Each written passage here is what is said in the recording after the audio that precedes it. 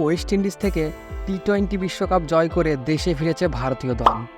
ভারতের মাটিতে অবতরণ করার পর রোহিত শর্মা বিরাট কোহলিদের দেখার জন্য মুম্বাইয়ের রাস্তায় নেমেছিল জনসমুদ্র।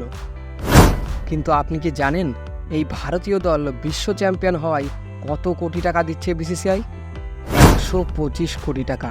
হ্যাঁ, ঠিকই শুনেছেন, 125 কোটি টাকা পুরস্কার ভারতীয় দলকে দিচ্ছে বিসিসিআই। কিন্তু কথা হলো, এই 125 কোটি টাকার মধ্যে কোন খেলোয়াড় বেশি টাকা পাবে? ক্যাপ্টেন রোহিত শর্মা কত টাকা পাবেন? বিরাট কোহলি বা কত পাবেন? কোচ রাহুল দ্রাবিড়, যার জন্য এই টি-20 বিশ্বকাপ জিতেছে ভারত, তাকেই বা কত টাকা দেওয়া হবে? আসুন সবটা জানাবো আপনাদের। আপনি যদি চ্যানেলটিতে নতুন হয়ে থাকেন, চ্যানেলটি অবশ্যই সাবস্ক্রাইব করুন এবং পাশে থাকা বেল আইকনটি অবশ্যই প্রেস করবেন।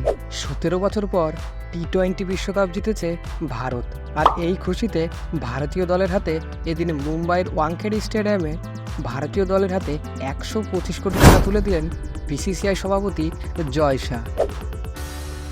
কিন্তু এই 125 কোটি টাকা পুরোটাই হবে ভারতীয় দলের মধ্যে ভাগাভাগি। অধিনায়ক রোহিত শর্মা থেকে বিরাট কোহলি পাচ্ছেন 5 কোটি টাকা করে। কোচ রাহুল দ্রাবিড়, তাকেও দেওয়া হবে 5 কোটি টাকা। এছাড়াও বিশ্বকাপ দলে থাকা প্রধান 15 জন সদস্যকেও দেওয়া হবে 5 কোটি টাকা করে। অর্থাৎ সূর্যকুমার যাদব, ঋষভ পান্ত, অক্ষর প্যাটেল, রবীন্দ্র জাডেজা, জাসপ্রীত বুমরা, মোহাম্মদ সিরাজ, কুলদীপ যাদব সবাই পাচ্ছেন 5 কোটি টাকা করে। ভারতীয় দলের ব্যাটিং কোচ বিক্রম রাঠোর ও বাকি সাপোর্ট স্টাফরা 125 কোটি টাকা থেকে পাচ্ছেন 2 কোটি 50 লাখ করে। তাছাড়া অন্যান্য স্টাফ যেমন থ্রো ডাউন স্পেশালিস্ট, পশ্চিমবঙ্গের কোলাঘাটের ছেলে দয়ানন্দ গারানি ও বাকিরা পাচ্ছেন 2 কোটি টাকা করে। সিলেকশন কমিটি অর্থাৎ যারা এই বিশ্বকাপ জয়ী দল নির্বাচন করেছিলেন, তাদেরকেও দেওয়া হবে 1 কোটি টাকা করে।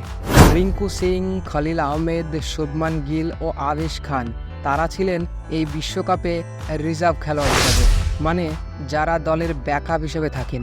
এই বিশ্বকাপে তাদের দরকার না পড়লেও তারাও পাচ্ছেন 1 কোটি টাকা করে পুরস্কার। তাহলে বুঝতেই পারছেন ভারতীয় ক্রিকেট বোর্ডের কাছে কতটা তারা শক্তিশালী। এই ছিল আজকের 125 কোটি টাকার ভিডিওটি ভালো লেগে থাকলে অবশ্যই লাইক করবেন এবং চ্যানেলটিকে সাবস্ক্রাইব করতে ভুলবেন না।